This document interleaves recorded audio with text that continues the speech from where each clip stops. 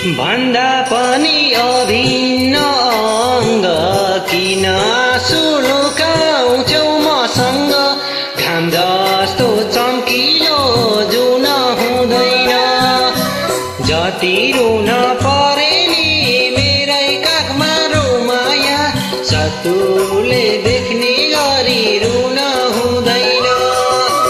अभिन्न अङ्ग किन सुलुकाउँछौ मसँग घाम जस्तो चम्किलो जुन हुँदैन जति रुन परे नि मेरै काखमा रुमाया शत्रुले